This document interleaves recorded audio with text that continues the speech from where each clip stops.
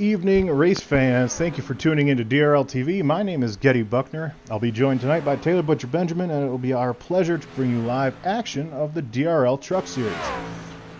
Last week, DRL TV brought you live action from Dover International Raceway in Dover, Delaware. We were treated with one example after another as to why that track is nicknamed the Monster Mile. In the end, using pit strategy and bold, aggressive driving, Jeffrey Maier would win his second race of the season and extend his points lead over Casey Drake and Jeremy Hebel. Tonight, we travel to the Midwest to take on Kansas Speedway for race number 12 of the DRL Truck Series season. This 1.5-mile oval was built in 2001. It was then again reconfigured in 2011 for the purpose of adding progressive banking, and it also added a $380 million casino at the track. Although Kansas Speedway may be simple to look at, this track brings a laundry list of unique challenges for these drivers. Now, you see the drivers on the track as they continue to get ready for tonight's event. I'm going to bring in Taylor Butcher Benjamin, the voice of the Dynasty Racing League Truck Series. Last week at Dover, a possible rivalry was born between Jeffrey Maier and Jeremy Hebel. These two drivers have been all over one another, with notable incidents happening at Milwaukee, Bristol, and of course last week at Dover. Now, Taylor, what is your take on driver rivalries existing in the Dynasty Racing League? Well, I mean, that's the thing about sports in general, because having rivalries is basically what drives people to perform at their very best, and even further than that. I mean, and it's no different than in racing, like in NASCAR with Kevin Harvick and Kyle Busch, like in Formula One with Sebastian Vettel and Lewis Hamilton. It just drives their competitors to be even with better than what they are, and certainly we got one brewing here in the Dynasty Racing League Truck Series between Maier and Hebel, and of course, since they're definitely two of the favorites to win this championship, perhaps. And like you said, we've had three notable incidents between those two. We might see some more fireworks tonight between those two. Well, absolutely. If nobody's familiar with Kansas,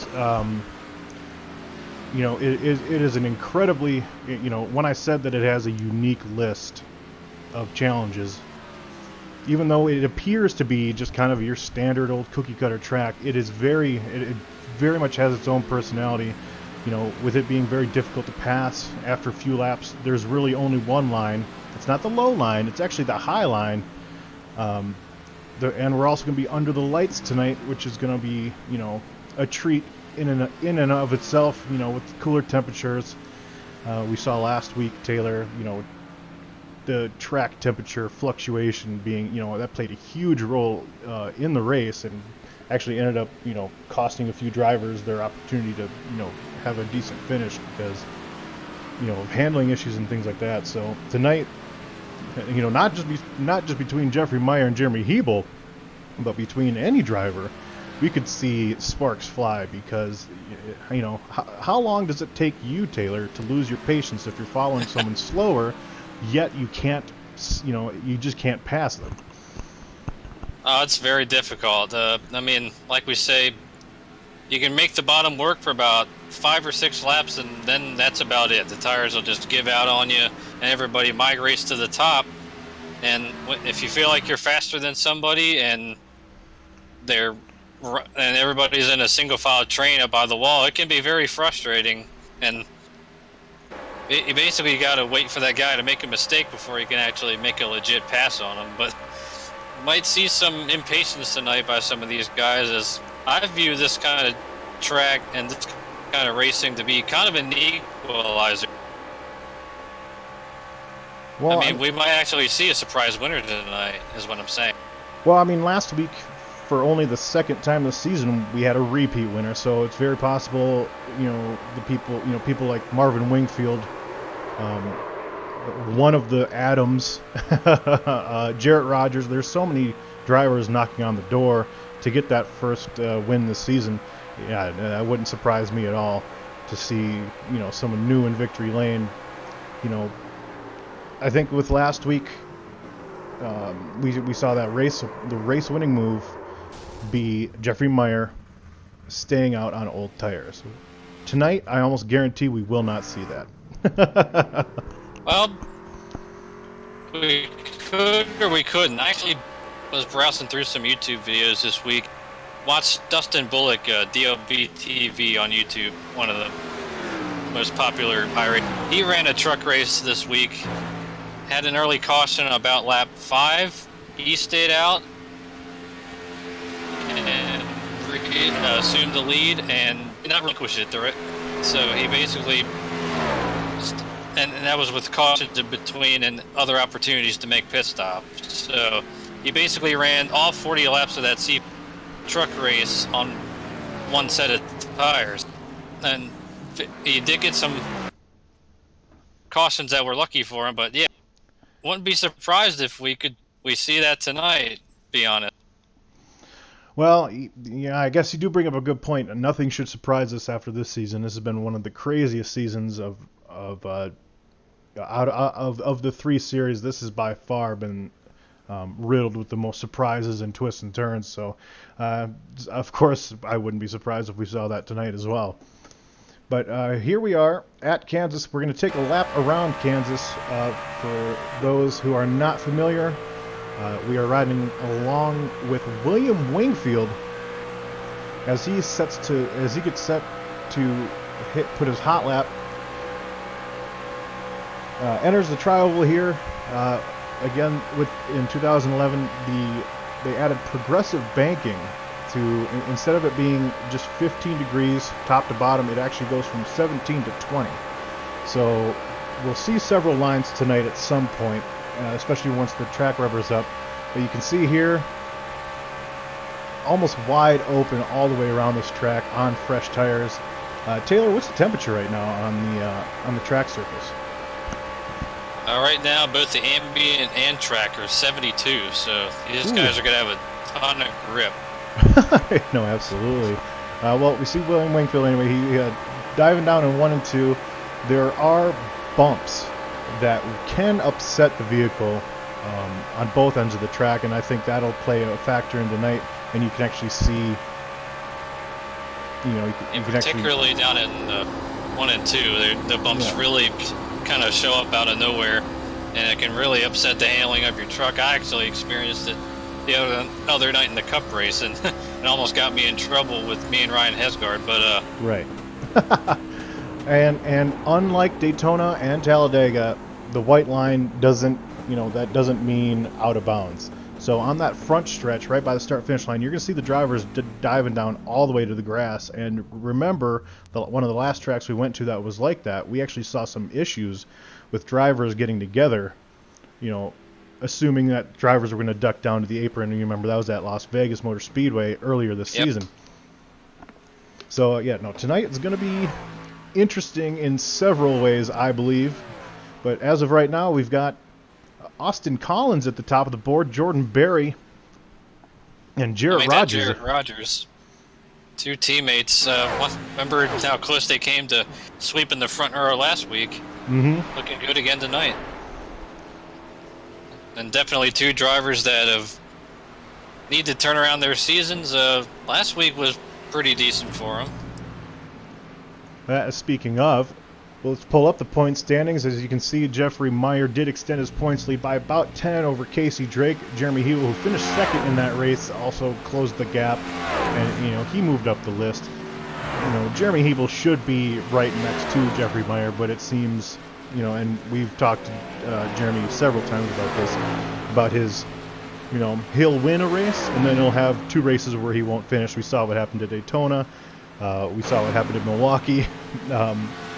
Feast or famine. Feast or famine for him. Basically describes him. And then we've got PJ O'Leary and our defending Truck champ Robbie Armstrong running on our top 5. But just below, right around the cutoff area, position 12, things are so tight right now. Taylor, for you, we're 12 races in. If you're one of these drivers, when do you start feeling anxiety about maybe, hey, I got a get my stuff together here, or I may not make the playoffs.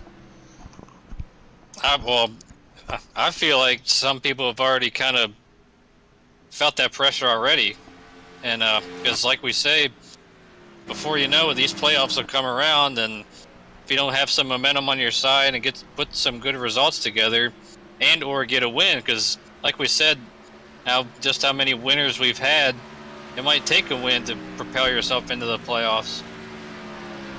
So these guys definitely exactly right. Start feeling some pressure before too long if they don't feel it already. Well, one person that should be feeling the pressure is somebody that we're riding with right now, and that is Richard Springer. I'm not going to say that his season has been a disappointment, because I feel like that's just not the correct word in this situation, but you know, he does have that race win at ISM. He's fast everywhere, and it just seems like he can't get out of the way of, you know, wrecks. He's just been caught up in everything. Same with Robbie Armstrong, and you know, he's sitting at 11th right now, Taylor. So he does have that win in his pocket, but as far as like qualifying for the playoffs, I mean, you still want to be in the top 12. As far as, you know, if Richard, he's not gonna just want to get into the playoffs because of a race win. He's going to want to, you know, earn it. And right now, you know, he's just about outside of the top 12, which for him, I know he's not satisfied with. Yep, but he's got a good shot tonight, I think. Is going to start third here. Remember, he won the Xfinity race in Kansas last year to put himself in the championship race. He benefited from some late race contact in the final corners between Clay Phillips and James Lorello. But, yeah, he can definitely get it done around this track. Jeffrey Maier, our points leader, has captured the pole, so let's talk to him. Yeah, let's bring in Jeffrey Maier. Jeffrey Maier, you got a copy? This is DRL TV. Yeah, I do. Well, congratulations on the pole. Very fast lap. We know that you have had success at places like Charlotte and Las Vegas. You've said many times that mile and a halves are your thing. You know, what are your chances tonight to, you know, get that third win of the season? I think I got a good chance. If I can keep it off the wall, I should definitely be a top 5 truck. So, well, you know, after last week, great. You know, you had that crazy great run at Dover. After Kansas, is there another track that you're looking forward to going to? All of them. Oh. I like that mentality. No, that is absolutely outstanding. Well, I'm just having fun. Well, we appreciate your time, Jeff. You have a good race, and we will hopefully talk to you at the end of this thing as a top 3 finisher, my man. All right, thanks, guys. And that is Jeffrey Maier. Of course, he won the Las Vegas race for the playoffs last season, so he knows how to get it done here. That is for sure. As far as the field goes, we got 28 strong, so a very, very big field, and it's not going to be long, Taylor, before 27 of those drivers are, you know, impatient. Yeah, this initial start and these restarts are going to be chaotic. Like we said, it'll take about 5 or 6 laps for the tires to start wearing quickly, and then everybody will start riding that wall. So they're going to be having to get as many spots as they can right on this start and these restarts. But here we go.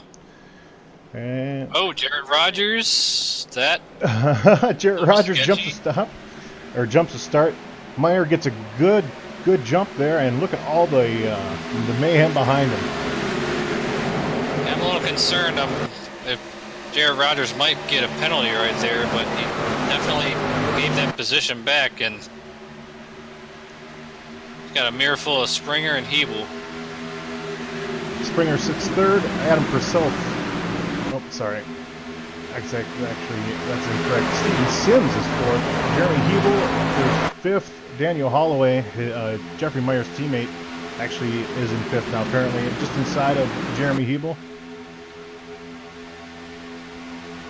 I think we're all clean for the start. Wade Rogers gave that spot back. Maier's out there. I mean, the draft does play a bit of a factor, so Well, and one thing that these drivers are going to have to deal with, Taylor, is right now at sunset, this track is going to transition into nighttime within the next 20 minutes. So the truck that you have right now, the tires that you have right now, are not going to be the same in about 20-30 minutes. Which is one of the. Oh, we got a truck in the wall. Dropping back into the field is Austin Cothran, the 45 truck, making his second truck start. Got up a little too high. Doesn't appear to have significant damage, but to Jeffrey Maier's point earlier, staying out of the wall here is going to be key. This is one of those places, and we talk about it anytime we go to a short track, you're afforded the opportunity to have a little bit of damage here or there. But this is not one of those places. Any damage at all will absolutely ruin your day. It'll slow you down by several tenths, over a driver that hasn't, that doesn't have any damage at all. And we're already working lap 4, and everybody just about is working up to the top side. And if somebody gets into the wall right in front of you, you better have, first off, some turnability to dive under that truck and get away from them, and also hopefully some cushion behind you, because it can get real big if someone gets in the wall that's in front of a big pack of trucks.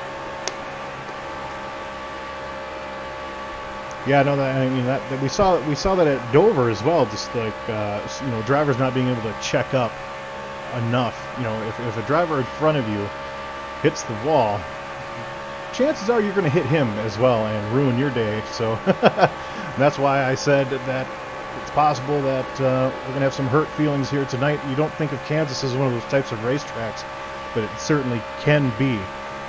As we are lap 6 of 100. Single file all the way around. Something the first side-by-side battle I see is back at about 20th place. I mean, it's definitely looking like the old package at Daytona, just on the opposite side of the racetrack. Right.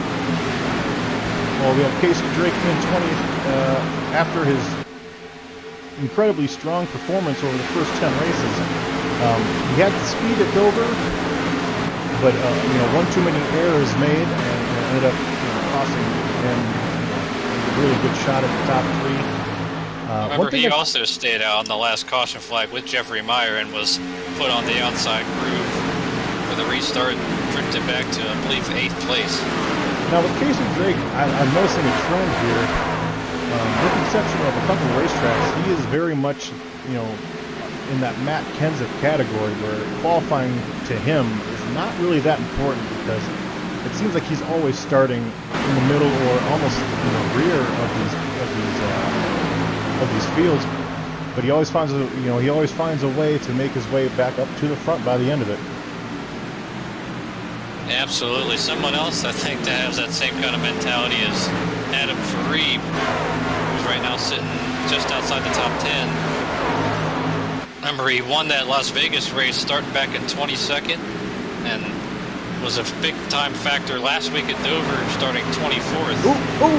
Oh, right in front of him, though, Austin Collins. Well, and it's not just the one truck he has to check up for, all the trucks behind him, too. Look at that. They all fan out. And with how these trucks are built, Taylor, that's going to take you another lap or two to get back up to full speed. And also to get your rhythm back. This is very much a rhythm racetrack. Yeah, definitely. And, boy, Adam Faree, you ought to be thanking Terrence Sine and Robbie Armstrong for doing a great job of checking up and getting around there, because that liked to have been big right there with Austin Collins getting into the wall. Well, and one thing I'll try to remember to keep up with is Austin Collins qualified 8th. He's currently 15th, and even though he does have just minimal damage, we're gonna try to track him at some point. Ooh, looks like another Dakota driver. Wilkins behind him. 11 laps in, and it seems like handling already becoming an issue here. But we're going to try to track some of these drivers that have that very insignificant, seemingly insignificant damage, and see how much that is really slowing them down. But back up front, Jeffrey Maier still leading Jarrett Rogers, Richard Springer. Jarrett Rogers, he's another one. He qualified very well at Dover, ran near the front at Dover until he was caught up in a wreck, which seems to be, just like Richard Springer, seems to be the story of his season so far. He has not had many breaks go his way, but he's right now keeping tabs with Maier right now, still just 2 tenths back. I think he's comfortable where he's at right now. I know he definitely would like to get up there. Oh, he's into the wall. Springer's into the back of him. Springer sideways. Oh, big wreck now. Hebel's involved. Oh, here comes the rest of the pack trying to get by. Adam Purcell got out of that relatively okay. Steven Sims got involved. That right there is exactly what we were just talking about. Oh my goodness. Steven Sims got absolutely annihilated. We were watching a really crazy battle for 10th, Taylor, as you were calling out this action here. So we're going to get a couple replays of this. But we're going to ride on board with Richard Springer, and you're going to see what this closing rate looked like from his cockpit.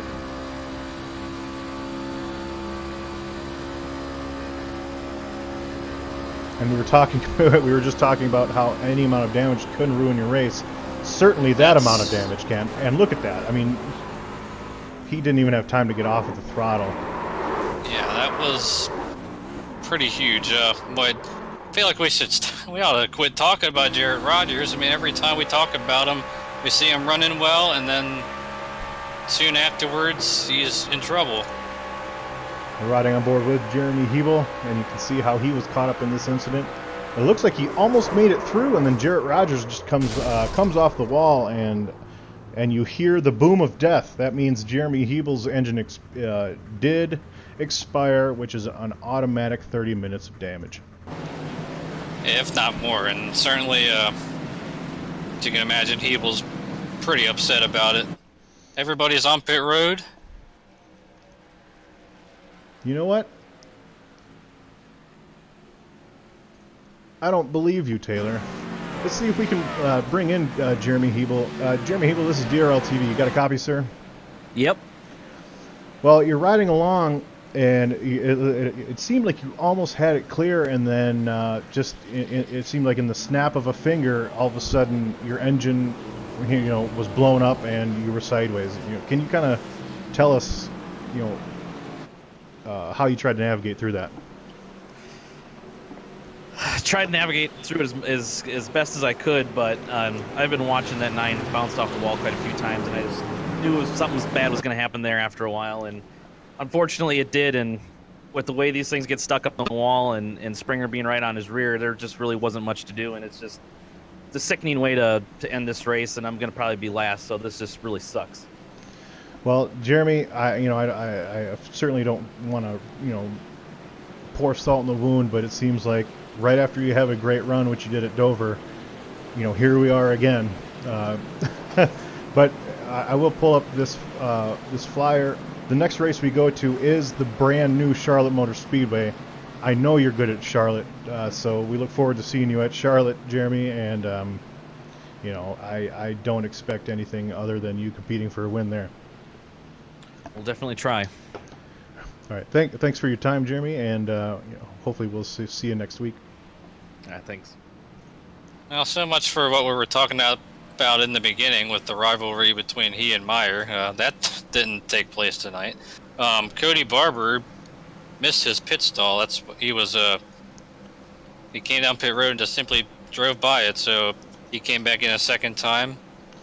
Maier's going to be the restart leader. And judging by what I see here, with the information, the data that I have, no one is yet brave enough to try a 2-tire stop. It appears everyone did take 4, even though there's only 14 laps of green flag racing. But Taylor, how familiar are you with these trucks at this track? Once this track is rubbered in, is the handling or tire wear going to change on these things? And I would think so. As we get the green, Maier gets a good start along with Holloway. I mean, it's definitely the way these fixed setups are. They make them so they're relatively tight. But we've got some action in the very back. But yeah, the handling does seem to change over the course of about 10, 12 laps. And if these guys aren't careful of that, we might see more of those issues. Some will look like blinked out back there. Yeah, and these drivers are still waiting for the sun to completely set and for nighttime to be full force. So we haven't even seen the last Kansas Speedway going through the changes yet. As we're riding along with Dakota Wilkins, our Daytona winner, currently in 14th place, the teammate of Jeremy Hebel. Certainly hoping that his luck is better than that of his teammates. I remember he brushed the wall earlier as well, so certainly got to keep track of his progress. Although he didn't look like he got much damage out of it. No, if there is such a thing as cosmetic damage when you come through a mile and a half in these trucks, I mean, that's about as close as you can get, so I think he's pretty lucky, but we saw 11 laps in several good drivers. Oh, got someone else on the wall. Scraping the wall. Terrence and A. We're watching Casey Drake, who's now moved his way up to 12th after qualifying 27th. Battling it out with Craig Maier in the 25 truck. So they are 2x2 with Dakota Wilkins and Austin Cothran just behind him. We saw Dakota and Austin both actually scrape the wall in that last run. Caught a Jordan Berry up here in the top 5. We've seen glimpses of what he can do once his internet doesn't die out on him. He's having a solid run so far. No, absolutely. I believe he had a good run. I mean, correct me if I'm wrong, Taylor. I believe it was Atlanta that we saw Jordan Berry run really well. Which, if he can run well at Atlanta, there are some similarities to Atlanta and Kansas as far as how the truck handles. So this could be a good opportunity for Jordan to score a nice top 5, maybe even better than that. And he finished 8th at a similar track to this, Vegas, and actually got a pole at Martinsville, and also a 6th place finish at Auto Club, which has, I guess, somewhat similar track. Oh, gosh. The Adams. Well, again, that was like to have been huge. As Breeden and Fareed. Take a look at that one again. And this is another thing I was going to bring up is the slide job, but it looks like the 01 didn't even try to do, like a slide job, to try to pass and clear it. It looks like he just slid up the track, and that is... If that was an attempted slide job, that was a really big-time miscalculation. That's a very, very, very good way to say that. There's a big-time... Oopsies. Yeah. So we'll try to keep track of Adam Fareed, who in my opinion, should be a favorite to,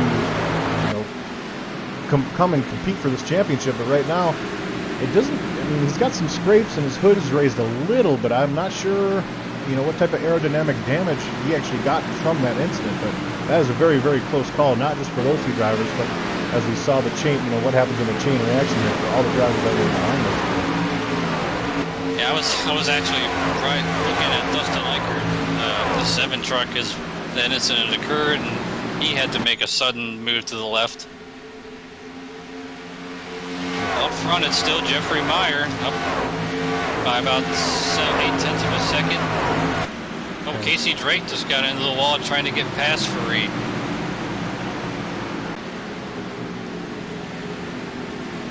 And we're watching Robbie Armstrong, who's just pushed his way past the 25 and the 01 for a solid top 10 running position right now. It looks like the it looks like the 01 isn't too bad off. It seems like he's still keeping pace. We'll see what happens when the freshman scrubs off those tires. O'Leary up in 4th place, got it big time. Well, you know how we've got the Darlington stripe. Have to come up with some kind of pun for hitting the wall at Kansas. I mean, it's looking just like Darlington.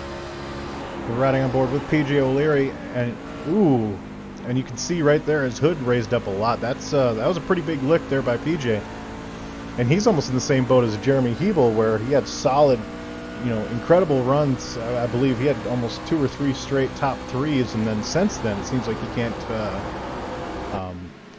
get any slack. Yeah, even though he is sitting 4th in points, he's definitely had an up and down season. As Austin Collins challenges him. And look at this mess of trucks back here, 15th. Cothran, Adam Breton. It also includes our 2nd place points runner Casey Drake, who is still in 12th, just behind the 29 of Adam Reed. Oh, some more trucks been into the wall. Is that Cothran again? Yeah, it was Austin Cothran. The 2nd time. Same spot, looks like, even. Then Terrence and Nate bounced off the back of him pretty hard, looks like.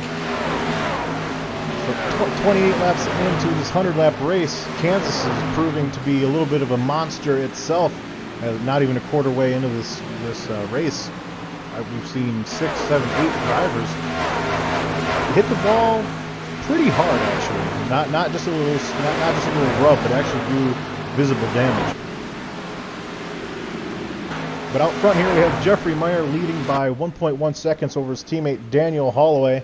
Adam Purcell having a great run just behind. Jordan Berry up to 4th. Dustin Eichert up to 5th.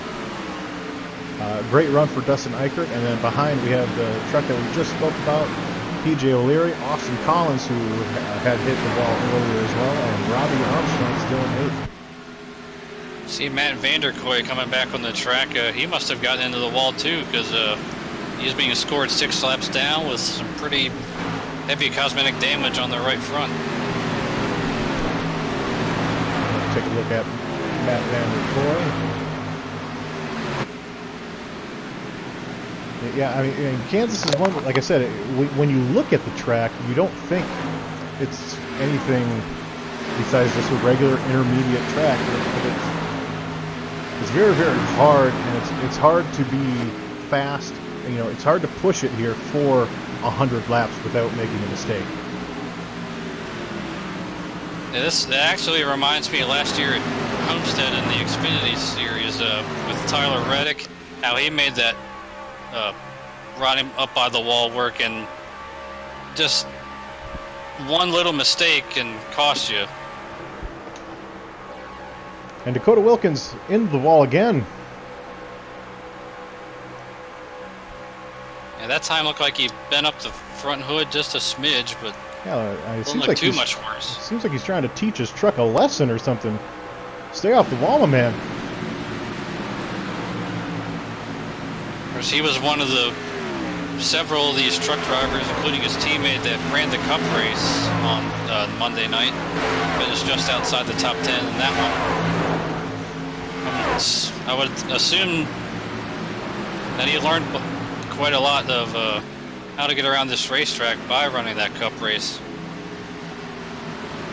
And he's right now hounding the back bumper of Casey Drake.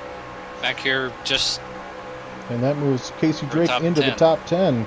So a good run for Casey Drake. And again, if he actually tried, whether it's in his inability or his, his preference to start in the back, if he would qualify,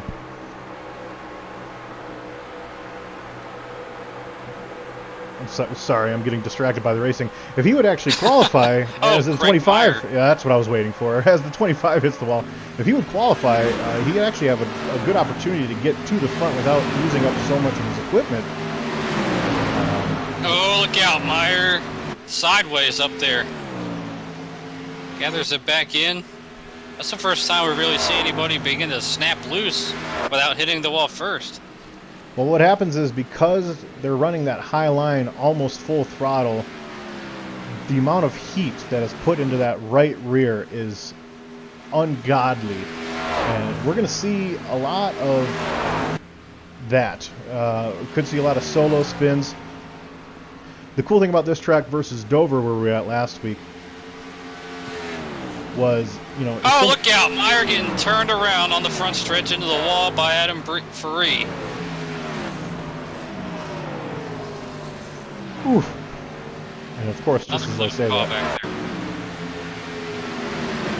no, We're under our second caution here at Kansas, and another good run by someone who needed one. Greg Maier, that good run is now spoiled, unfortunately.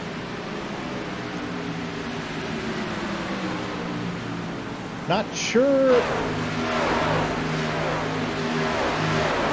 Speaking of driver rivalry, I'm not sure what happened there between the 29 and 25. Whether that was that looked not accidental. I'm not sure. Certainly could have been avoided, that's for sure.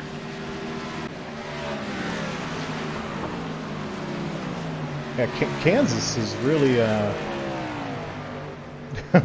bringing out some of the attitude in some of these drivers tonight. Very, very surprising.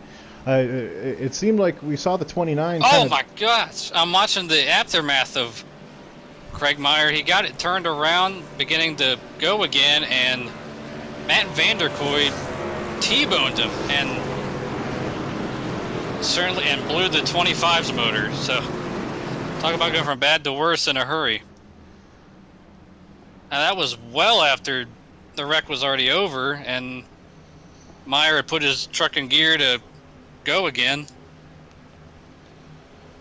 Very, very interesting events here tonight in the DRL Truck Series at Kansas, of all places. You'd think you'd expect something like that at a Martinsville, or maybe even last week at Dover, but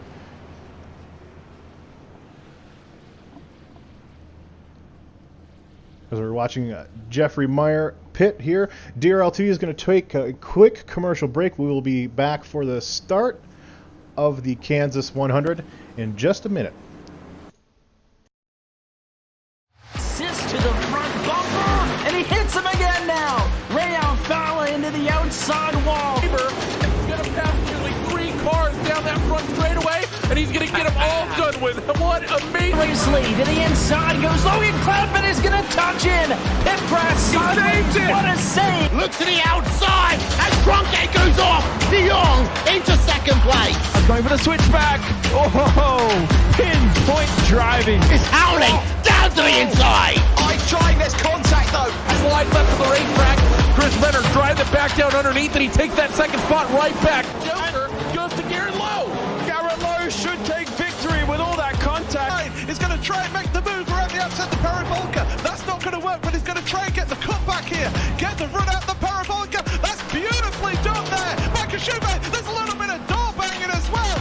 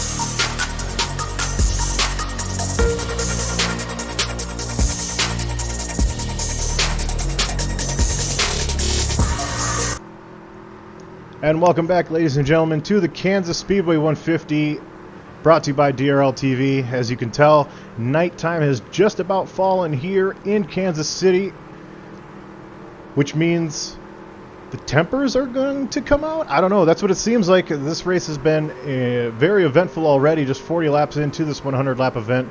Jeffrey Maier has led, I believe, all, unless someone stayed out under caution, he has led all these laps tonight. Very, very strong truck. His teammate Daniel Holloway sits in second. And we are just about ready to go back green flag racing. And the two teammates on the front row, I'm sure, choreographing this start.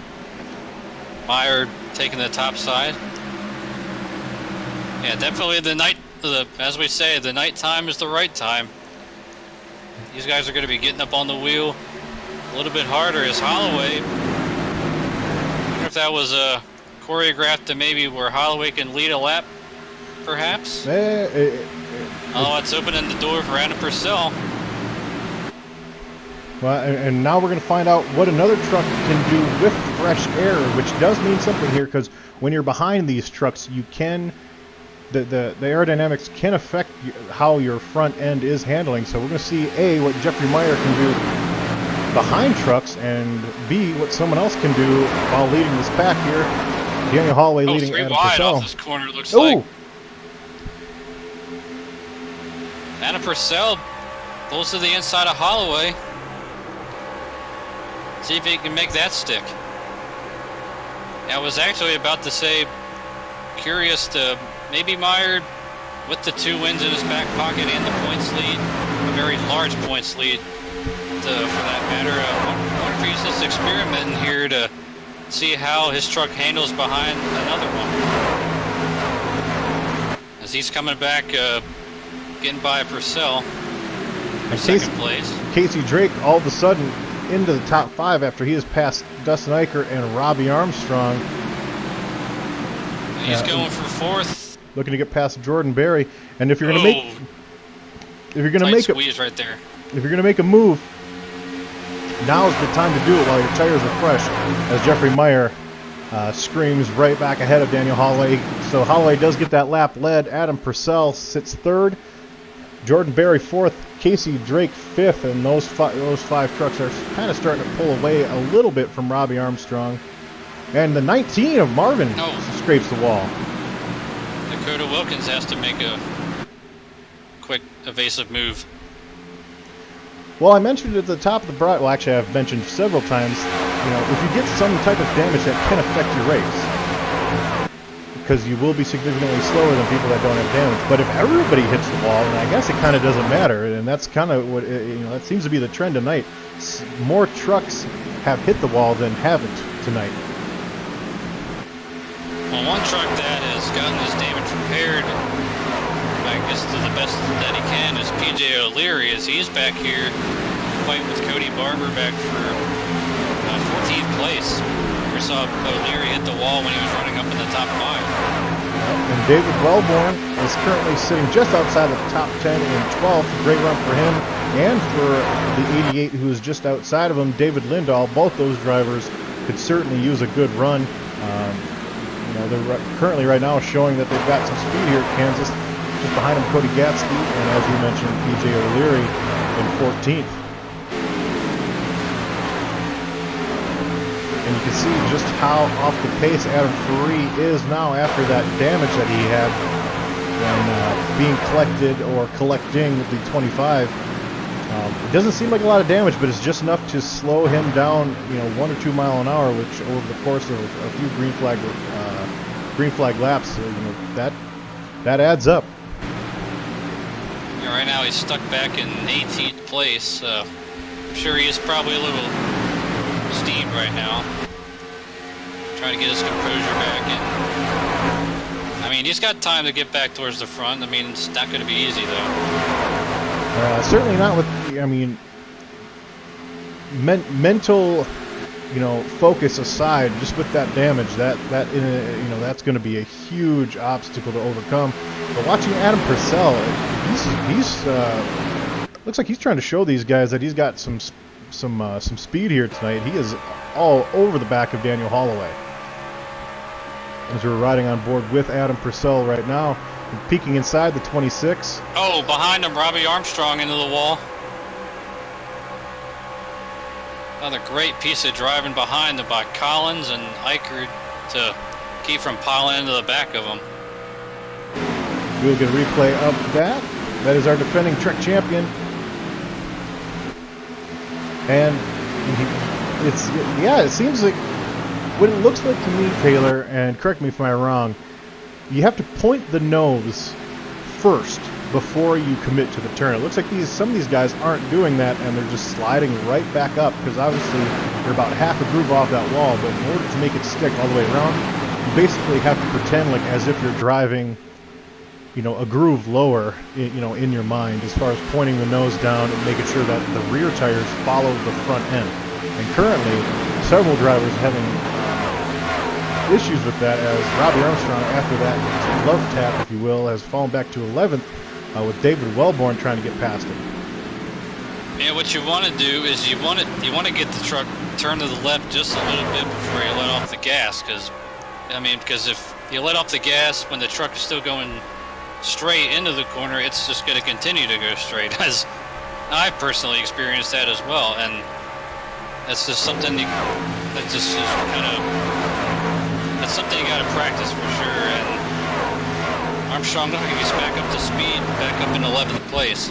Well, and we looked back at his truck, and it doesn't appear that he has too much damage. Yeah, it's not too bad. Like I was starting to say, like, once these trucks get into that safer barrier, it's just like they become a magnet to it. They just can't get off of it. That's why, one of the reasons why he went from 5th or 6th back to outside the top 10. Yeah, and we mentioned Jeremy Keeble. He made a note of that as well. As soon as you get into the wall, you just stick to it. But the 45 of Austin Cothran, who we've seen hit the wall a couple times, not significantly, but he definitely made contact. He is all over the back of Robbie Armstrong, who is all over the back of David Lindahl. So Austin Cothran, doesn't appear that his performance has been hindered very much at all, as he's trying to find a way around the 3 and the 88. And this is when we're talking about when you're trying to get past a driver who you are faster than, but you can't pass him. And this is going to be moments like this where we see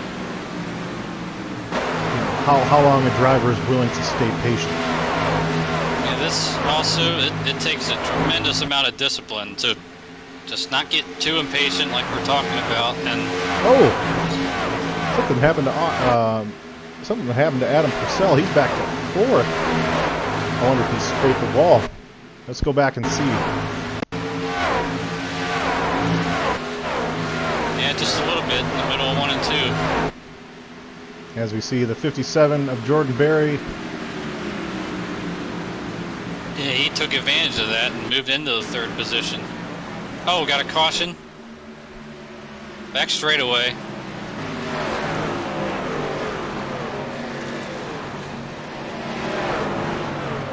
Can't quite tell who it is just yet.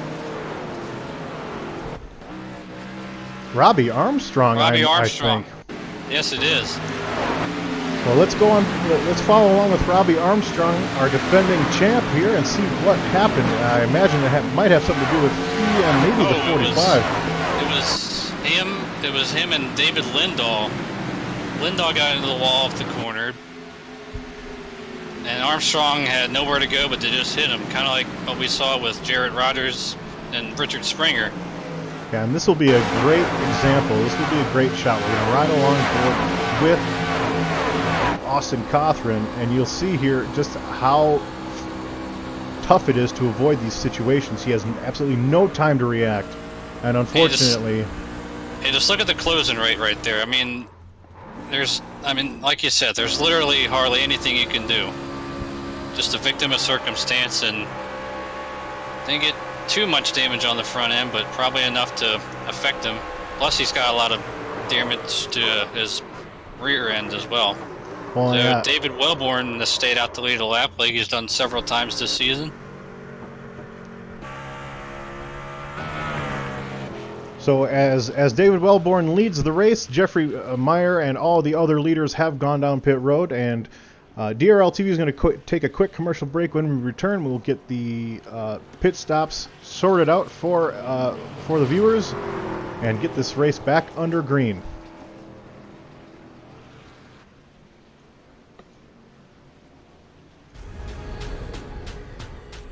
The most realistic online racing sim ever made.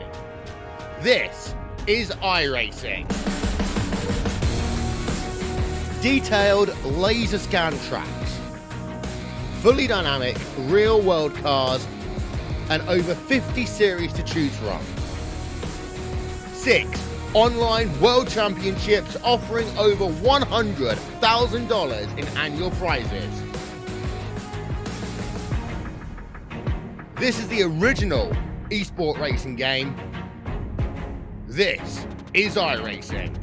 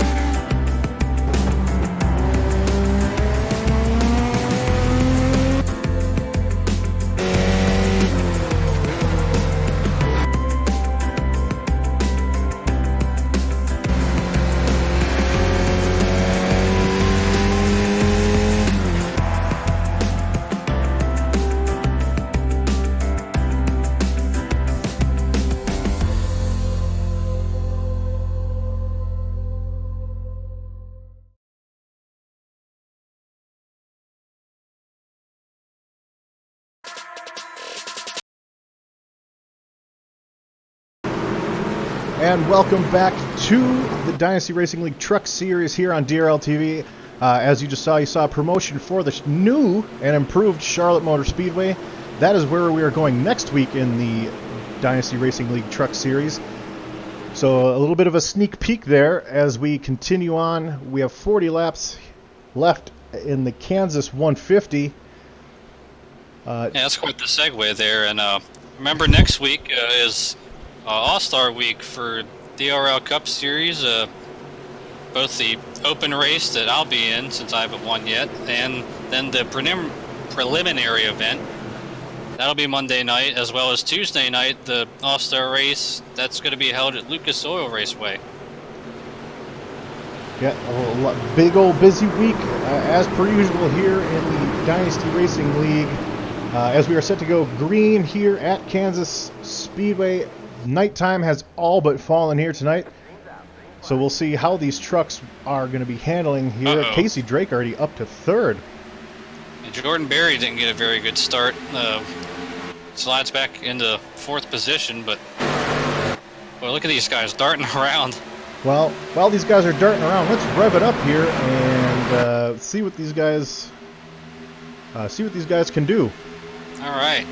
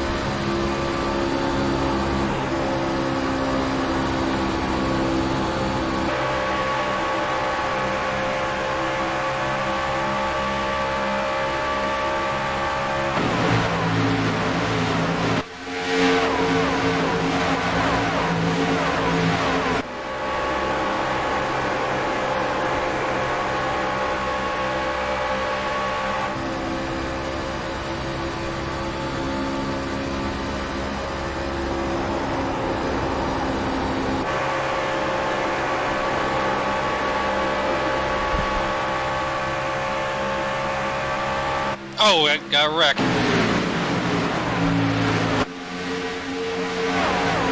Austin Cawthorn again. And caution is out here at Kansas Speedway. Austin Cawthorn got he and Dakota Wilkins tangled. I was watching them. They were dicing back and forth for about 2 or 3 laps. One would slide job the other, and the next quarter, the other one would slide job. I gave the other one a slide job, and that time, off turn 4, looked like Cawthorn tried to protect the bottom on Wilkins, and Dakota wasn't really having it. Well, and luckily, nobody else was involved. Austin Cawthorn slides up in front of traffic, about 10 trucks or so, and nobody else is involved but those other 2 drivers. But he did a great job of locking it down. I'm seeing a shortage of patience here in places where I didn't expect to see them. I thought after kind of a longer green flag run, you'd see someone kind of trapped behind a truck, and that's when they would, kind of almost what we saw with, I believe it was Austin Cawthorn earlier, just before the last caution. And we also saw on that last restart, Casey Drake was being incredibly aggressive, trying to get past Daniel Holloway, and it actually ended up costing him a spot as Jordan Berry ended up getting around him. So Casey Drake sits in 4th. By the time we get this, race under green, we're going to have about 30 laps to go. So all of a sudden, you kind of blink here, and we're kind of nearing the end stages of this race. Right now, I just don't think anybody has anything for Jeffrey Maier. Yeah, I don't either, at least not yet. A lot of people faking coming to pit road. First one in was, I believe, Dakota Wilkins.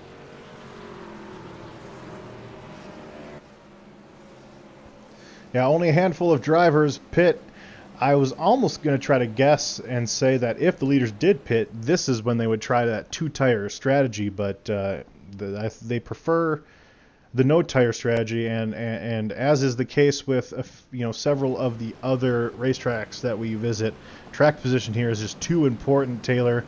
So I can understand why those drivers with only 8 laps on their tires did stay out. But once we go back under green, if our next stint is rather lengthy, 10, 20 laps, we talked about the snappy looseness that you saw with Maier earlier, Craig Maier that is. That's only going to compound that issue, trying to run around on older, hotter tires, even though it is, I believe you said 72 degrees right now. And right now, it's actually 71 right now, so like we talk about track temp playing a huge role. But man, what a dominant performance Maier has put together here tonight. First 2/3 of this race. Yeah, and his teammate just behind him is, not, is equally. It seems to be equally as fast. Earlier, when we were at Sunset, Jeffrey Maier pulled out to about a 2-second gap. On these last couple of restarts, however, Maier hasn't really gotten that separation from the pack that he did with, with that sundown track state. So maybe as this track cools off a bit, that'll be the equalizer, and someone will be able to give Jeffrey Maier a run for their money. But one thing that we'll have to look at on this restart, Taylor, we saw on the last restart, Casey Drake being very aggressive, trying to make those passes on those fresh tires. If you try to do that on these older tires, that the only way they're benefiting right now is just by cooling down, they're still going to have that same amount of wear. We might see that become an issue on the next drop of this green flag here, which should be in about a lap or 2. I suspect, that's when everyone's bunched up. That's when these guys are going to try to make their moves and be the most aggressive. But on a little bit older tires, that could cause some issues. That could cause some issues. It certainly could. We seem like we do this every week as a PSA that this won't be our last caution. I would love it to be, but certainly we're not hoping for more. But just the intensity is just going to keep increasing, and everybody's just going to push harder than they have all night, and that's what leads to cautions. Yeah, I mean, we saw drivers lose their patience with one another before we even hit the halfway point of this race. So it's something about this race, knowing that, the territory, is up high and that's it after a while. Trying to protect that line, and as we saw with Dakota Wilkins and Austin Cothran, some drivers just aren't going to be privy to that, as we saw Dakota, who, didn't do anything malicious, he just didn't lift. And right, but well, that being said, he has been given an EOL penalty by race control. Yeah, I mean, the caution was caused by Dakota Wilkins, kind of. I can see that, but I'm just, my main goal was just to make sure that people understood that probably wasn't intentional. It was just one of those things like, hey, I've kind of had enough of it. You definitely had enough of Austin Cothran. Austin has definitely gotten his welcome to Dynasty Racing League, young man. As we get the restart here with the two Bad Boy Racing teammates up front. Yeah, I'm seeing at the rear of the field, Jeremy Hebel has rejoined the fight, 50 laps down, trying to gain some spots. With 30 laps to go, he can actually he might be able to go from 27th to almost to 20th. So. Oh, look at that, with Casey Drake and Jordan Berry. Boy, what a move that was from Drake. Well, this is the same move that Drake attempted to make last time, but it didn't quite stick. He actually ended up losing a spot.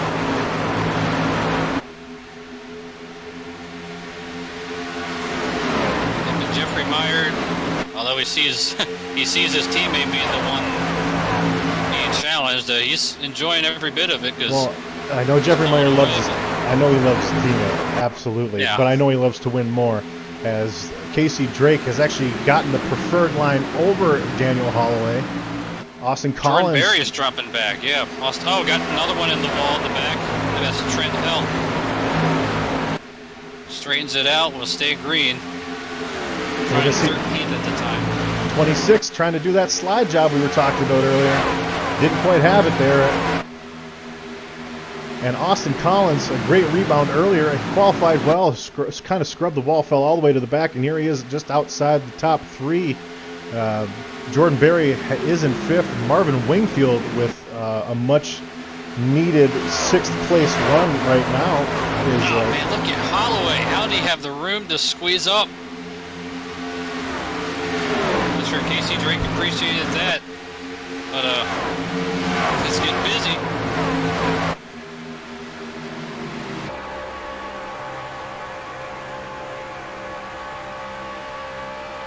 And while these guys are fighting, Maier has pulled out to almost a full second lead.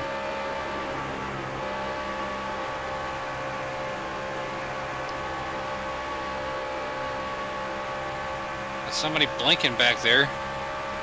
Austin Cothran into the grass. His tough string keeps continuing here. Back in 18th spot now. He just took a trip to the grass. Channeling his inner Chris Rice. Chris Rice, if you're listening, we miss you, buddy. Our landscaper. He's taking his role in that mowing the grass type deal. I believe that's the 28 of Cody Barber that is laying down that smoke, ladies and gentlemen. If you're having a little bit of a connection error in iRacing, and your car disappears and reappears, all of a sudden it leaves a trail of smoke. No, that is not someone spinning, at least not at the moment. That is just the 28 truck trying to establish a stronger connection with the server. I know that can be very deceiving, especially if you're in the race. That can be very deceiving. Well, that's very frustrating when you're behind it too. I mean, that's something I personally would like iRacing to kind of, I wouldn't say, well, I guess, long story short, to kind of get that fixed, but I know that's a long process, but something to at least take a look at. And that right there, ladies and gentlemen, is a slide job. We're going to go back and we're going to watch what the 99 does here. Pay attention to the 99, and that is the slide job that we're talking about. He gets clear of him just enough to get in front of him, knowing that Casey Drake is going to have that run anyway. So Casey Drake all of a sudden has to try to fight on the inside. And if Casey Drake's not careful, that 87 truck is going to lose a few spots because now he's stuck on the inside line. So He's back to about 6, and PJ O'Leary's challenging him for that spot. Up front, now that Holloway has gotten clear of that battle, he has closed the gap a little bit. He's chopped that deficit in half to about 0.4 of a second. So like we said, as the track got completely dark, Maier doesn't seem to be quite as dominant as he was when we were in the kind of the dusk setting.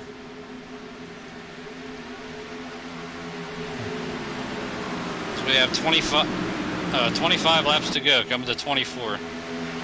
yeah, and we're currently riding with Austin Collins. Very, very great run by him. I know this is something that he would desperately need. Currently sits third. Just behind him, Jordan Berry, and Marvin Wingfield has moved into the top 5 after he got around Casey Drake, who maybe kind of used up his stuff here for a little bit. Casey Drake's starting to fade just a tad. He's back to 7th. Yeah, this is a great run for Austin Collins. Sits 14th in the standings, actually skipped a couple of races. Does have 2 top 5s at Bristol and Milwaukee, but on these bigger type tracks, he has kind of struggled. So if he can hang on to 3rd, or maybe even get up there and challenge Holloway and Maier, as he bumps the wall a little bit. Well, and equally impressive might be the run that this 29 is having. He's getting ready to try to pass the 28 to maintain a top 10 spot. That's after being involved in a somewhat major collision. Oh, Austin hits the wall again. Collins does. Man, every time we talk about he and his teammate Jarrett Rogers, we seem like we jinx him. I would feel bad if it wasn't my job. Sorry, Austin, as we're watching a replay. Oh, O'Leary with a slide job on him. Yeah, It's getting wild back here. They're going to be 3 wide entering this corner with Casey Drake. Casey Drake slides both of them. I mean, yeah, it is our job to talk about him, but it's just a weird contact. coincidence. Oh.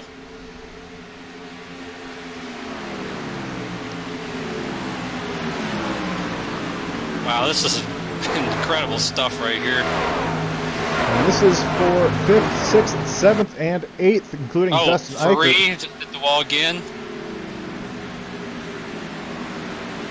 So Casey Drake goes from fighting for 2nd. He's back to 9th currently.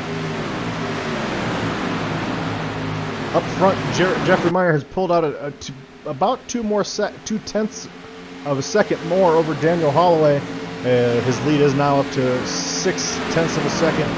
Jordan Berry back a little bit of a ways, but Marvin Wingfield up to 4th. And he's caught Jordan Berry and is going to try to get maybe a top 3 finish here tonight. That's a great run for that 19 truck.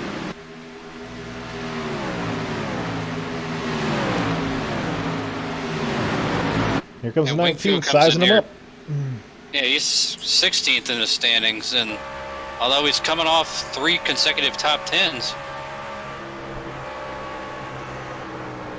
Oh, he has to check up a bit for the 57, and this is where that handling that we were talking about is going to kind of be somewhat of an issue with just inside 20 laps to go. These guys have 25-lap-old tires, and that's not ideal, certainly, as Marvin Wingfield is still trying to find a way past Jordan Berry.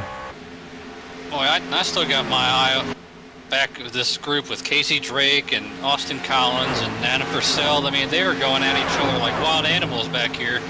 A couple of them have bumped the wall a couple more times. And Casey Drake back to 11th all of a sudden. And he hits the wall again. He's almost... How about in front of these guys? Dustin Eichert has moved his way to 6th, and Cody Gasky into 7th. Well, and this is Dustin Eichert revisiting just outside the top 5. That's where he was earlier this race. 87, this is almost a complete replay of what happened at Dover last week, where he started strong, and then as that run went on, he just kind of started overdriving Tad and puts himself outside the top 10. Oh, got one. Oh, got Austin Cawthorn in trouble again. Caution is out.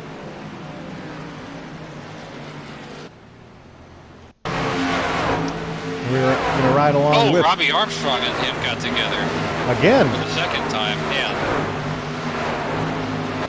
That was a... That's weird to call that one. It looked like Robbie, I don't know what happened there, but...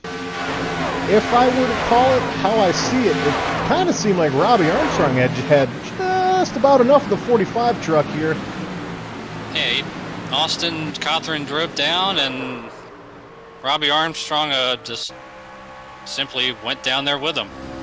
We're riding and on the two board. Touched. Riding on board with Robbie Armstrong.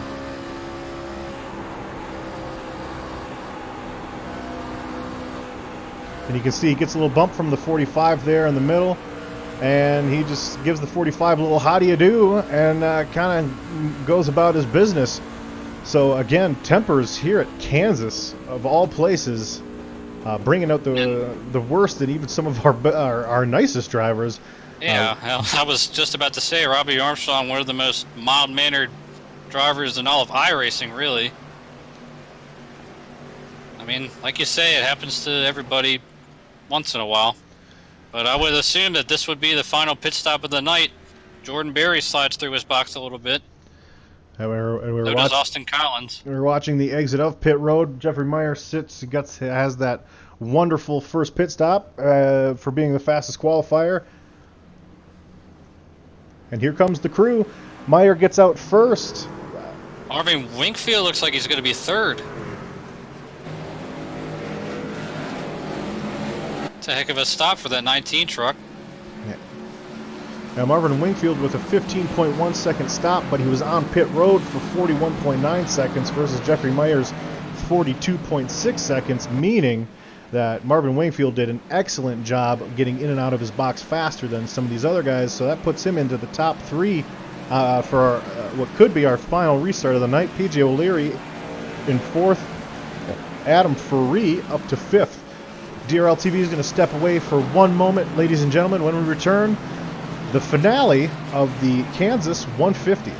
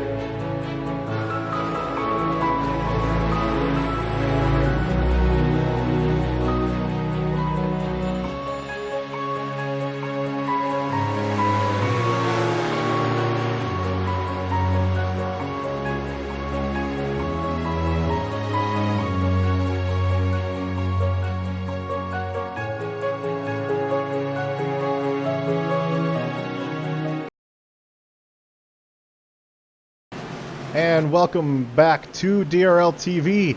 Kansas Speedway 150 almost wrapped up here. We'll have about 12 laps to go, 11 laps to go, as we are just about set to go green now. Crazy race so far. We do have a couple guys trying the pit strategy, attempting to try some pit strategy here. The 29 of Adam Ferree, the 58 of Adam Purcell have taken two tires.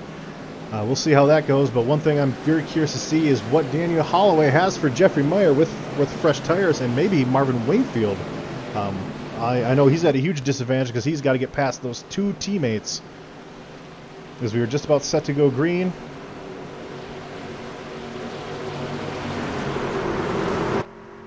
I'm not too sure we're going to see much team politics anymore on these restarts. I mean, as Maier gets a great start, yeah, these guys are going to be going after it here with the final 12 laps, teammates or not. So race number 12 of the DRL Truck Series has 11 more laps in it here at Kansas. Marvin Wingfield trying to get past PJ O'Leary, the 29, who is on those 2 tires. We'll see what he has. Same with the 58, who's a few cars back. Big wreck again in the back. Corey Sherman, Cody Barber. I was actually surprising it wasn't even bigger, but we will get a quick replay of that. Yep, looks like Cody Barber, not sure if he came up very much, but all right, let's watch that one more time from Corey Sherman's roll bar cam here. It looks like he gets a great run on 28. Looks like Barber did kind of come over a little bit. Looks to his outside, and the 28's like, nah. Now it cost both of them big time. Remarkably, again, I don't believe anybody else was involved in that. So again, that's another miraculously. That's another Christmas Day miracle for these gentlemen that are driving around these wrecks here at Kansas. How about Adam Breeden right behind that, threading the needle. So this next restart, we'll have about 6 to go. I mean, in order to pass here, and we've seen it, I know from experience, we've seen it here tonight, to start, make, and finish a pass, it takes a couple laps. So if something's going to happen, you almost have to do it immediately, which means, obviously, and that's just a petri dish for chaos. As again, I can't say it enough. Kansas Speedway, I didn't think that was going to be the type of track where we would have this, this rough, this rough, aggressive style of racing. Considering we just got done, racing at Dover and Milwaukee and Bristol. Those are the places that you expect this. Talladega too. Talladega. Speaking of, again, this is the Kansas Speedway 150. Next week, we go to the new and improved Charlotte Motor Speedway for the Charlotte 150, which includes that nice new car smell. So we'll be breaking that in the only way that we know how, and that is apparently aggressively here in the DRL Truck Series. Our next broadcast will be the All-Star Race for our Cup Series on Monday. As if you tune into that broadcast at the top of the broadcast, whatever rules and format, I'm sure will be laid out for you. And if you're a fan of this broadcast, any driver that participates in the Dynasty Racing League, or Taylor, because he's incredibly charismatic, please make sure that you hit the subscribe and that bell icon. That way you can be notified anytime DRL TV goes live, all year long, baby. And there's going to be more in the works too. We have a winter series. I mean, this is literally around the clock racing. So if you're a fan of auto racing, fan of iRacing, or again follow one of these drivers, please hit that subscribe and that bell icon, and you will be notified when you want to hear me talk. Hey, all of a sudden 400 people unsubscribed. Whoops. You definitely get your money's worth when you watch these races here. Well, and especially with the new cup package that we have, and all these, again, and I've said it a couple times, anytime we are going to a track now, it's a new experience. And, I mean, not necessarily a calm one either, as we saw at Kansas. If it was anything like I didn't actually get to catch the race, but if it was anything like the official racing that I did on iRacing, it was probably absolutely ridiculous. And then we've got the B Series going next week to Lucas Oil Stadium, or Lucas Oil Raceway. And if you don't know, if you're not familiar with that track, is basically, if you've ever ridden bumper cars, it's that one. That's the one. So that's going to be It's going to be a bunch of drivers driving, no points on the line. That will be, I remember last year's All-Star race there maybe got a little bit messy. And then these drivers are going to be going to the new Charlotte. It's absolutely beautiful, ladies and gentlemen. I can't wait to get there next week. Half a lap to go green here, Taylor. Yikes. Yeah.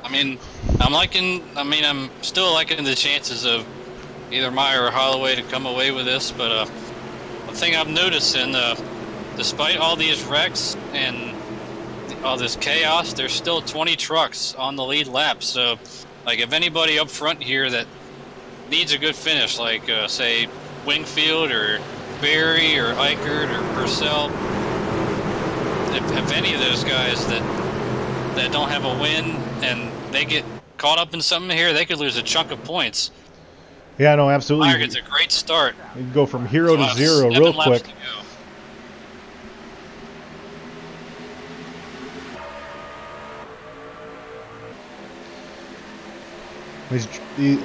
Similar to Talladega, Daytona, these trucks take about a full lap to get all the way up to speed. PJ O'Leary trying to hang on the outside of the 19 and Marvin Wingfield. Behind him, though, we have the 29 and the 7. And 29 is on those older tires. It's possible that he could be potentially a roadblock here as the 57 is all over the 29. Don't do it. A lot of action in the back of the field, but paying attention up front. Oh, Marvin Wingfield with the block. Oh boy, I'm not sure that'll go over too well. We saw that with Eric Jones and Clint Maier. And Marvin Wingfield does clear him, the 29.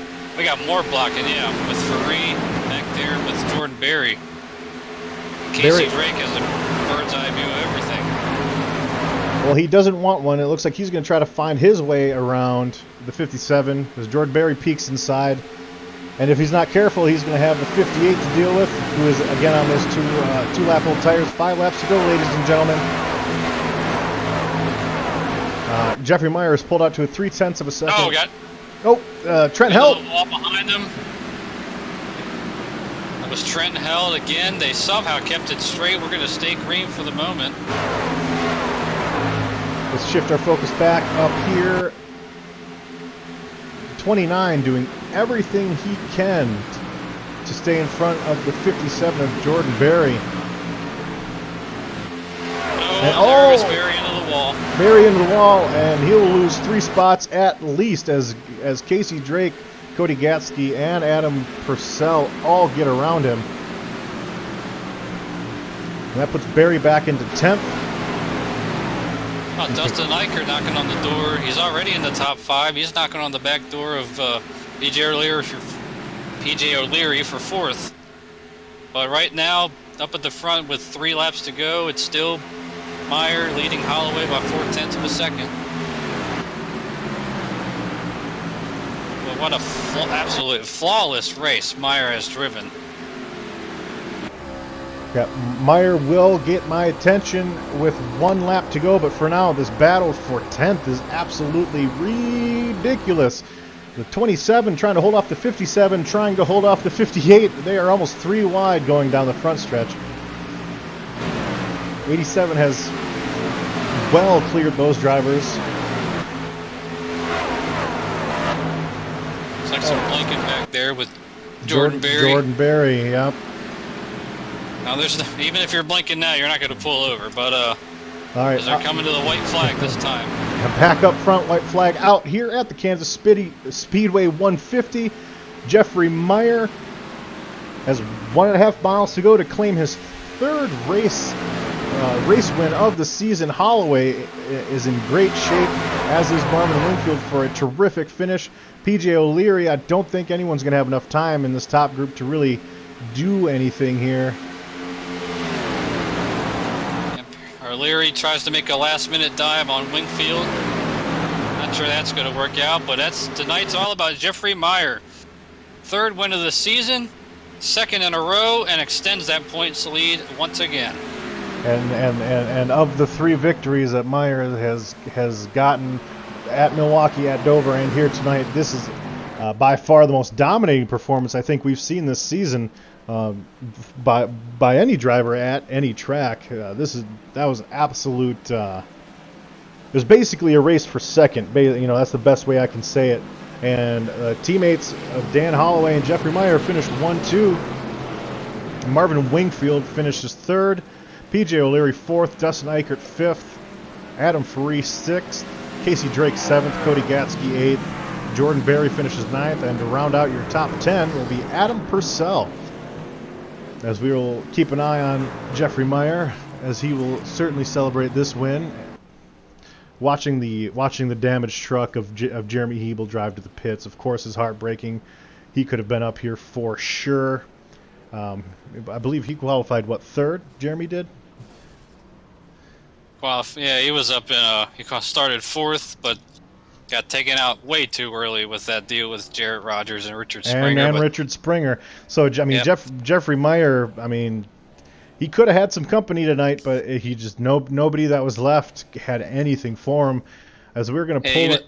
You know what he's saying right now? Them wrecking early, that's not his problem. Yeah, no, exactly. As we're going to pull in our third place driver, Marvin Wingfield.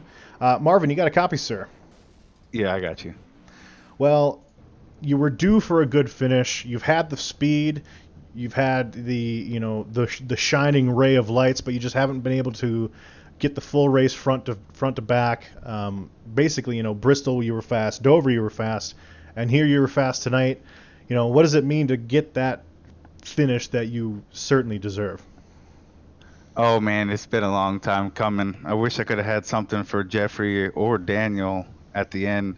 I qualified something like 23rd, and I knew that it was a long race, and if I just plugged away, I could move up, figure it out. I feel like I was really good on the high side all night, and if I could just get above people, I could get around them. There were some tight squeezes, but we brought it to the end. The boys brought a good truck to the track. And, man, it feels really good for sure. Well, you currently sit 16th in points without a win. You need to be in the top 12 to get in the playoffs. Obviously, we have plenty of races left, but with how tight that battle is, when we're showing it here on the broadcast screen, with how tight that battle is to get into the top 12, I mean, this is going to certainly do wonders for your point standings. But honestly, if you move going on to Charlotte, what is this going to do for your psyche, knowing that if you just keep your nose clean, man, you're going to be at the front?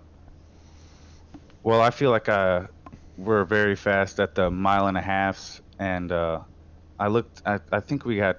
I mean, I know the Cup schedule is loaded with 1.5 miles, and if I can just keep finishing, get these good finishes, I feel like the last month I've had top 10s, 6th, 7th here and there, and but going to Charlotte and moving in, all I got to do is just keep finishing is the first thing, and then if I can just keep my nose to the grindstone, we'll put this truck in victory lane hopefully soon. No, absolutely. Marvin, I know you have a following here on YouTube, so I mean, while we have you here, man, certainly please give a shout outs while we have you. Yeah, I want to thank my brother. He's serving us overseas. He watches every week, and Scott Nunley and his boy, they watch every week, and I want to thank my team for just being the positive encouragement that every driver needs for sure. But and you guys put a hell of a show. I watch every broadcast the day after, and you guys do a really good job, and y'all keep it up, and we'll keep this race good. Well, I certainly appreciate the kind words, Marvin.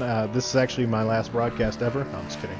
And the same can be said for you. I mean, the Truck Series as a whole has been putting on the best show of all three of the three series that Dynasty Racing League broadcasts. And you specifically tonight, you're certainly driving a little bit more aggressively, trying to keep the 52 behind you. Great work tonight, man. And hopefully we see you next week in kind of the same circumstances, at the end of a race, top 3 interview. Yes, sir. Y'all have a good one. You too. Well, like we talked about, he had 3 straight top 10s coming into this race, and closes this one out with a top 5. So, well, and that doesn't say the whole story. He could. I mean, those top 10s could have been a little bit better. It's just circumstances with where you restart and Remember, all that other stuff. even at Milwaukee, he had a great run going until a late race wreck that was kind of out of his control. Right.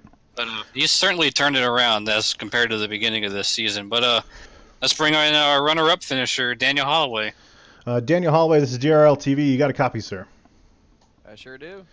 Well, after that first pit stop, you and your teammate Jeff Maier came out 1-2, and that is exactly where you guys stayed for the rest of the race. Obviously, there's a little switcheroo there for a second, but either way, do you think there was a situation or a scenario where you could have caught and passed Jeff, whether it was on if the run had been longer, or if you were more aggressive on a short run, or is it kind of there you just had nothing for him? I just pretty much we were even, and then the longer the run, he'd probably be maybe a tenth or two quicker here and there. And then there's some laps I think we were running about the same time, so it was either whoever got up there first was pretty much good, clean air, and then of course being on the high side, it's very, very hard to pass on the inside like that unless somebody screws up. But it didn't matter, as far as who won. It was a 1-2 finish tonight. Kind of sucked at the beginning of the race with a few of those guys. I think that would have been a good battle tonight with a few that got knocked out. Yeah, no, yeah, we actually kind of alluded to that as well. It seemed like as soon as Richard Springer, Jeremy Hebel got caught up in it, it was at that point kind of Maier's race to lose. But yeah, as you mentioned, you and your teammate finished 1-2.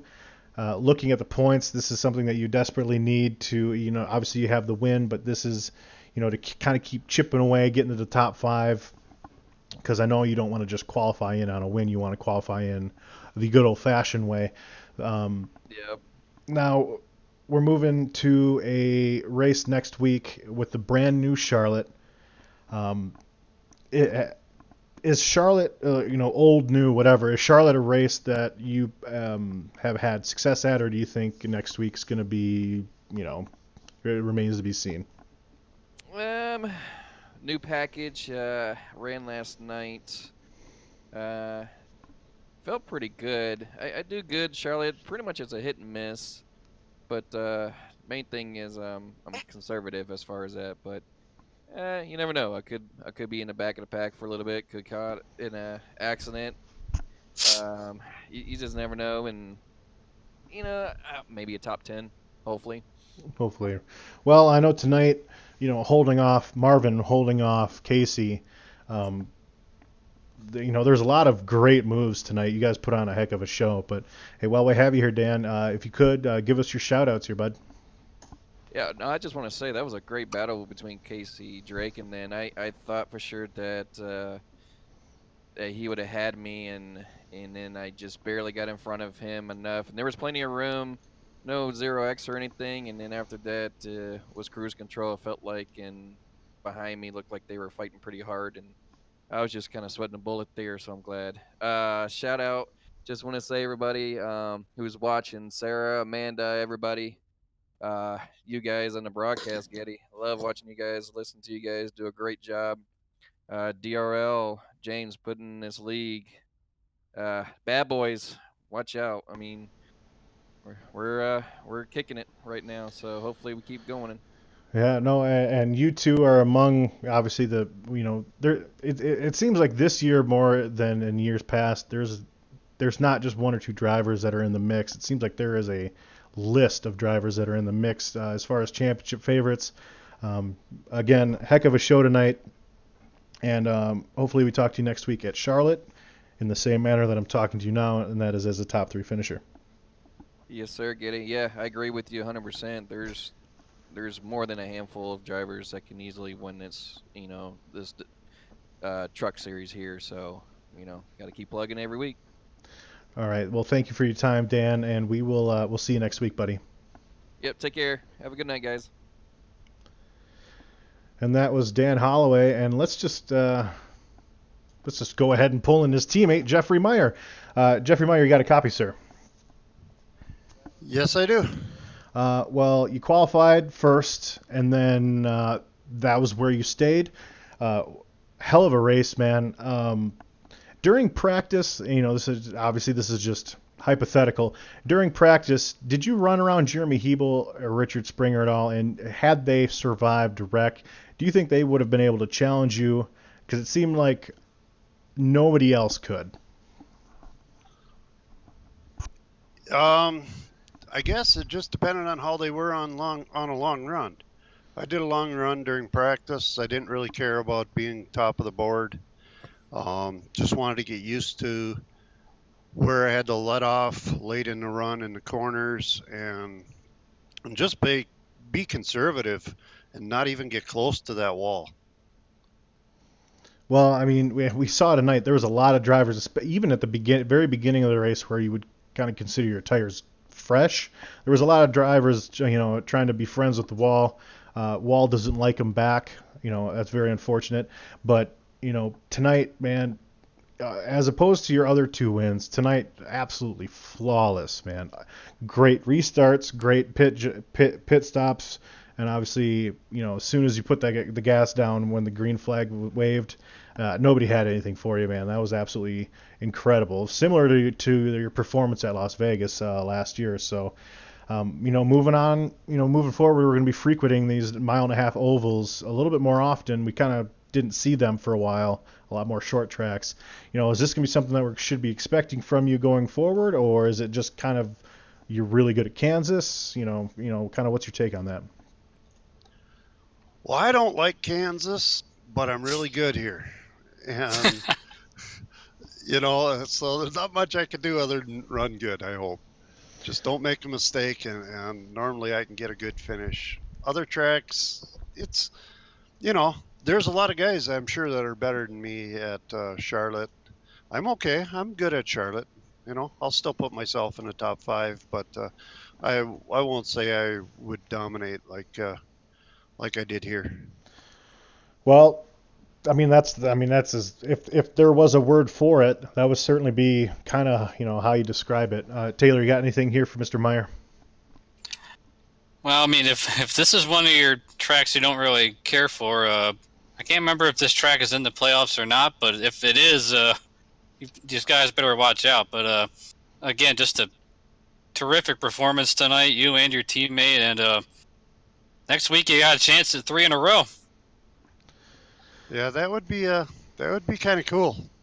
I definitely will give it a shot. That's for sure. I'm just upset that didn't have a little more competition tonight. Some of the guys got taken out early and stuff. It would have been fun to race Hebel and a few of the other guys that started up front. So. Yeah, well, in the blink of an eye, all 3 of them disappeared, it seemed like, and that was kind of the story tonight. And, obviously you came with the game plan of not putting yourself in that situation as far as like running too close to the wall. And you reap the benefits because you're the winner of tonight's race. That's 2 in a row, Jeff. Obviously you extend your points lead. You have another win in your back pocket for the playoffs. Things are looking good, man. So, last year you caught fire as the playoffs started. Now you're catching fire as the season starts. So that's definitely a complete turnaround from last year. And while we have you in here, why don't you give us your shout outs, buddy? I got to give a shout out to my teammate Daniel. He worked with me really well. I made sure he got some laps led and got some extra points, but I think he knew I was faster, so we didn't have much of an argument when it come to who was going to be leading. Well, we were curious to see. I did hear his interviews, so I'm going. No, he didn't have a chance at me. Yeah, no, we were curious to see if you were back there for any length of time, whether you had the same dominant speed behind a truck versus in front, but it just so happened you were just too fast. We didn't really get that chance. So congratulations on your great race tonight, Jeff. And hopefully we talk to you next week, as a top 3 finisher, bud. All right. Thanks, guys. You guys do a great job in the booth there, and DRL for putting on the league. So. Well, and thank you for whooping everyone's butt. I try. Right. Certainly did that tonight. Yeah. Good night, Jeff. Get her done. All right, thanks. And to his point earlier, he was talking about in practice didn't really care as far as like putting down a hot lap, just wanted to get long run speed, how that would work. I mean, he posted the 13th fastest time in practice and came out here and in the race, got the pole, and showed that he really was the man to beat tonight. And he Right. he and Holloway, I mean, they certainly put on a terrific showing. Well, as I pull up the unofficial results here for tonight, you don't have to be a hardcore race enthusiast to understand that out of 100 laps, Jeffrey Maier led 96 of them, which kind of meant he was sort of fast here. So, I mean, that was incredible. Like I said, that might be the most dominating performance that we've seen this season. But that doesn't mean there wasn't a ton of excitement behind him, Taylor. That was crazy. Oh, there was plenty of action behind him. Blocking, slide jobs, maybe some not accidental wrecks. I don't know. That was crazy. Certainly, like I said, this is the type of racing I would expect, with that, the rough, the attitude at a shorter track. And we just got done doing a string of short tracks. We finally get back to 1.5 miles. And that's when people start kind of losing their minds, and it's awesome, and that's the cool thing about auto racing. You just never know. But anyway, I did at the end of the race. I called out the top 10. Here is the rest. We have Austin Collins, who had a great run going, still gets a good finish in 11th. Dakota Wilkins, who hit just about everything here tonight, finishes 12th. David Wellborn with a remarkably quiet, great race in 14th. Robbie Armstrong, William Wingfield in 16th. Corey Sherman. Basically, everyone from Corey Sherman down, they were involved in some sort of incident. As you can see, the last place finishers here, heartbreaking for Hebel, heartbreaking again for Rogers and Springer. It seems big like contenders, even Steven Sims for that matter, because he was up there in 5th. That could have been a 1-2-3 night for the Bad Boys team, but unfortunately, Steven got caught up in that as well. And it's funny because we talk about drivers getting, having bad luck. It's literally the same 2 or 3 that have the bad luck every single week. So, you know what? If I was Richard Springer or Jeremy Hebel or Jarrett Rogers, I would be thinking, you know what? I'll just get it out of the way now. That way in the playoffs, I can just go ahead and dominate and then not worry about it. But anyway. I mean, what other way are you going to think about it, right? Right. No, exactly. This was the Kansas Speedway 150, the Jeffrey Maier 150. Next week, again, I've said it a few times, we go to Charlotte. Our next broadcast will be next Monday, May 20th, at Charlotte Motor Speedway in the Cup car, new package, new track. So everything's going to be all fresh and clean when we get to Charlotte. That'll be the All-Star race. Again, the format would be announced during that broadcast. If you like Dynasty Racing League, DRL TV, any of the drivers, or just iRacing in general, please hit subscribe and the bell icon. That way you can be notified when we go live. Other than that, Taylor, do you have any closing remarks here tonight? Well, certainly next week's going to be exciting, and I wouldn't be surprised to see Maier pull off 3 in a row, but I'm sure there's got to be a lot of, as Darryl Waltrip likes to say, a lot of hungry hounds chasing after him next week. Well, and the thing I take away from this race is I started this race by talking about driver rivalries, and then as soon as we get to Kansas, it seems like everybody was acting a fool and was just all about the rivalries. So who knows what's going to happen when we get to Charlotte. Ladies and gentlemen, I want to appreciate we appreciate all our viewers. Thank you so much for tuning in. I know our drivers appreciate it. I appreciate it. Taylor does as well. And for DRL TV, I'm Getty Buckner alongside Taylor Butcher Benjamin, and thank you for tuning in. We'll see you next week.